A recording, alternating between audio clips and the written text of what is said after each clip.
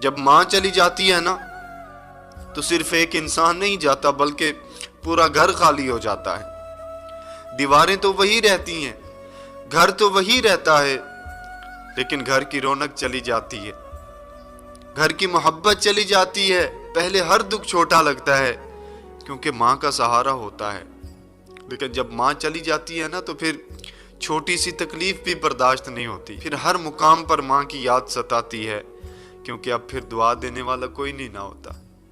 जब घर से बाहर निकलो तो माँ की ये सदा होती है, अल्लाह मेरे पुत्र की खैर करे, अल्लाह मेरे बेटे की खैर करे, अल्लाह मेरे सोने की खैर करे। जब माँ चली जाती है तो कौन ऐसी मोहब्बत से दुआ देता है भला? वो सिर्फ माँ ही हो सकती है जो अपने बेटे के खाने का भी ख्याल रखती है, उसके दुख सुख का भी ख्याल रखती है, उसकी ज़रूरत का भी ख्याल रखती है। माँ के जाने के बाद ये खुशियाँ भी अजीब लगती हैं।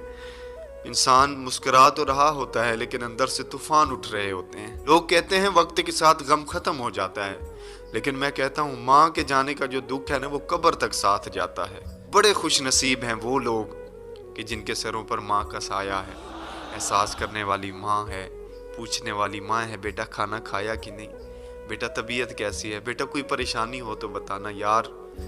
माँ है तो कदर कर लो, जाओ उनके पास, उनके हाथों को चूम के, उनके पाँव को चूम के उनसे बातें करें। यकीन करें यही वक्त है। फिर जब माँ चली जाती है ना तो फिर उनकी यादों से ही बातें हो सकती हैं।